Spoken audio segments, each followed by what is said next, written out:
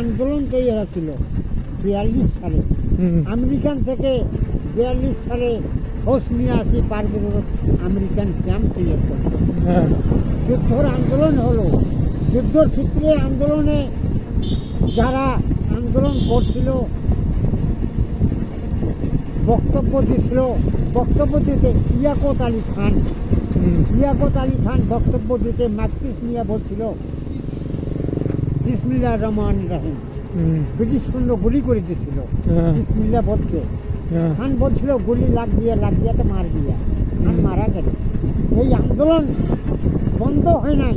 আন্দোলন করতে করতে 45-এ আন্দোলন পুরা জোর হয়ে গেল। জোরের মাধ্যমে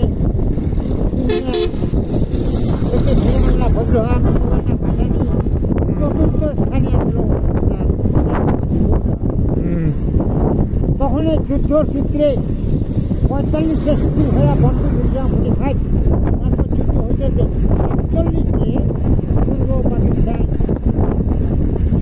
পশ্চিম পাকিস্তান অনেক রাষ্ট্র স্বাধীন ঘোষণা করে। ঘোষণা পাওয়া এখানে চিন্না শেরেবাংলা ফজল মৌলানা হাসানি এদের চতুর্থ স্থানে নাম শেখ মুজিবুর রহমান। ইনিও বলছিল নারাই তাকবীর আল্লাহু আকবার, পাকিস্তান জিন্দাবাদ। উনিও বলছিল। জয়েন করলো উনি মুসলিম লীগে জয়েন করলো।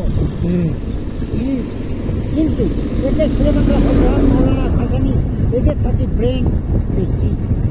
কারণ ব্রেন বেশি এমন কথাবার্তা, জ্ঞান বুদ্ধি, লেখাপড়া, শিক্ষা, দক্ষতা, সাহসী কোনটি ব্রেনে আল্লাহ ওনার কি ছিল ওনার মধ্যে বেশি।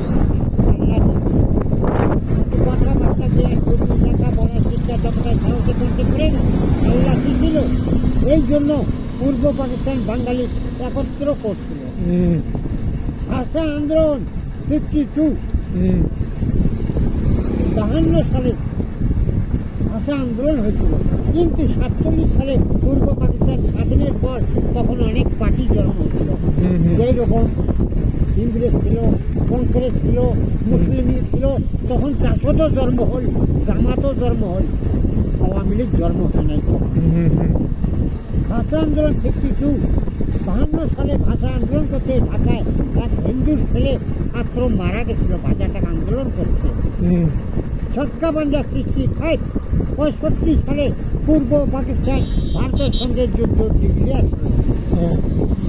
পূর্ব পাকিস্তানের প্রেসিডেন্ট বলল এই ইসলাম রাষ্ট্র রক্ষাকারীর জন্য, মুসলিম রাষ্ট্র রক্ষাকারীর জন্য কে জীবন দেবেন হাত তোলো।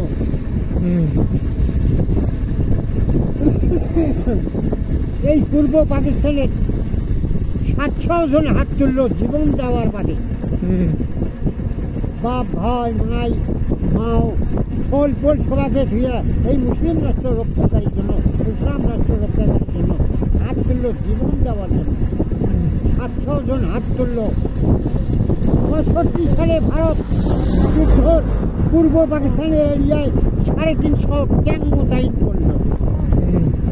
350 যখন ট্যাঙ্ক মোতায়েন করলো, যারা হাত তুললো তারা বলল যে নিজের জীবনকে বাজি রাখি হাত তুললো। এক একটা গ্রেনেড, এক একটা ট্যাঙ্ক উড়ে যাবে, এক একটা বোমে এক একটা ট্যাঙ্ক উড়ে যাবে, এক একটা জীবন দিয়ে ট্যাঙ্ক উড়ে দিতে হবে। আপনারা পারবেন? পারার জন্য হাত তুললো।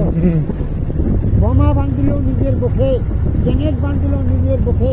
যখন পূর্ব পাকিস্তানের এরিয়ার ভেতর ঢুকি পড়ল ট্যাঙ্ক, তখনই আমাদের নয় মুরব্বী বাপ ভাইয়েরা চাচারা নিজের জীবন বাজি রাখিয়া ট্যাঙ্কের পিছিয়ে ব্যাংকের মতো লাফি যায়, ট্যাঙ্কের ভিতর ঢুকে যায়। যখনই বাস্ত হয়ে যায় নিজের জীবনও উড়ে যায়, ট্যাঙ্ক উল্টি যায়।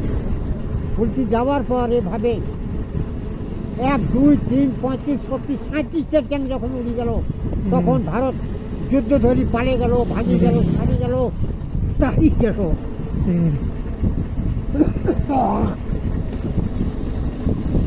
তাড়ি যাওয়ার পর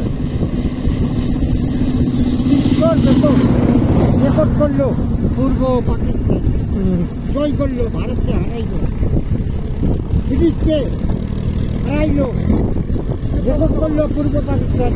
রেকর্ড করার পর যারা যুদ্ধ করলো তাদের একটা বাহিনী তৈরি করলো বেঙ্গল রেজিমেন্ট। আগরতলা কনস্পেসির সৃষ্টি এই 68 সালে কমিটি গঠন হইল।